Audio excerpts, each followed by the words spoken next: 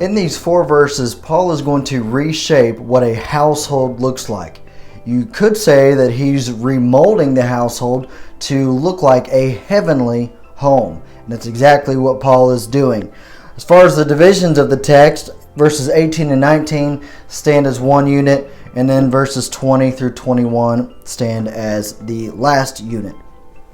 Again, and in it, Paul is going to reshape. It's radical, the type of things he's going to say. Again, we have to understand that we're reading someone else's mail. This was written to a group of believers about 2,000 years ago, and a household does not look anything like it does nowadays. The ancient households were very dictatorial. Children were almost more like slaves, and even a wife was almost treated more like property. Unfortunately, men were not kind, and they were not loving to their families as they should be. So Paul's going to reshape the home and to make it look like something that God wants it to be like, to be a mini version of heaven on earth, you could say. So let's get right into it. In verses 18 and 19, Paul is going to address the relationship between a husband and a wife. And in verse number 18, Paul is going to address the wife first. And as he says, he has that word that a lot of people don't like, and that is the word submit.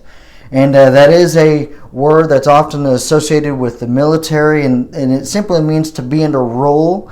But it also has the characteristic of wanting to show loyalty. So this is Paul's exhortation to be under rank, to be loyal. But this does not imply personal inferiority. This is not Paul saying that the wife is inferior in any way, shape, or form to the husband, but just trying to show perhaps the proper roles in a home. That's all that he's trying to do. So he encourages a wife to be loyal, to show devotion to her husband. And that's exactly what he's saying.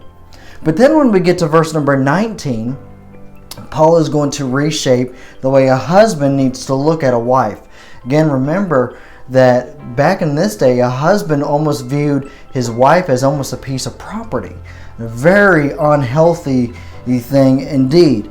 So, Paul is going to reshape that as he says, husbands, love your wives. Now, that word love is the Greek word agape, and it's a sacrificial love. It's a self-sacrificing love.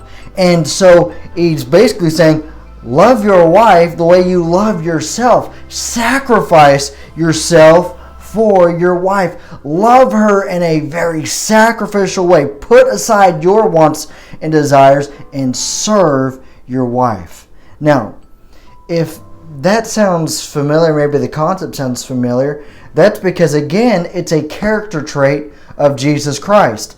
Both the wife in her loyalty to her husband and the husband in his sacrificial love for his wife, in both of these examples, they are displaying a Christ-like characteristic or attitude, if you will. And then the last part of verse 19 says, and be not bitter against them. The idea is don't be a dictator. So, again, you could say that these 2 verses are simply saying to the husband and the wife, show selfless love and respect to each other. There was one person I read that put it this way, that what wife wouldn't want to be loyal and to truly show love to a husband that also shows sacrificial love to her?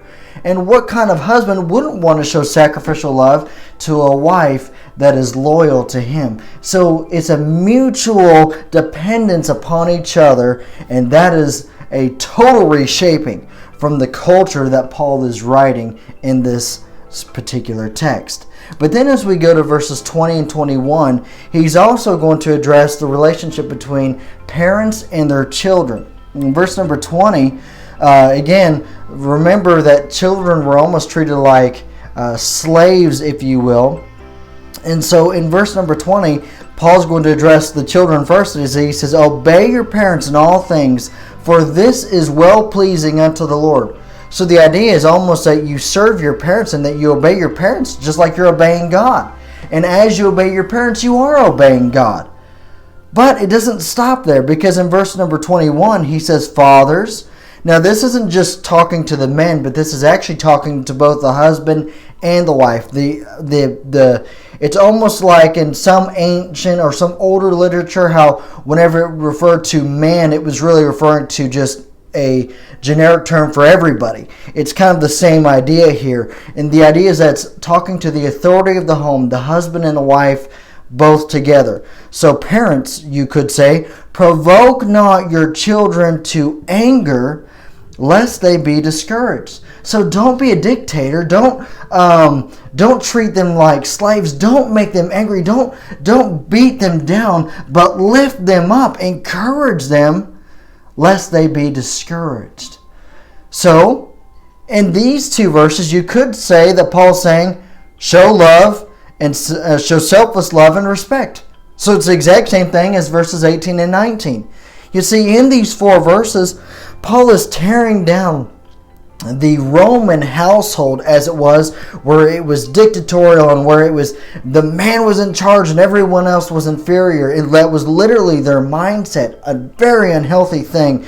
Absolutely. So, but Paul is reshaping it, and he says that a heavenly family shows mutual dependence upon each other while displaying Christ-like love and respect for each other. And that's exactly what these 4 verses are about. And you could say that that would be a heaven on earth home. Now, in the next text, verses 22 through verse number 1 of chapter 4, Paul is going to then address the relationship between masters and servants, or we could say nowadays employers and employees. Again, it's a little bit different, but that's exactly what Paul's going to get into in the next text and in the next video. But for now, God bless you, and thank you for watching.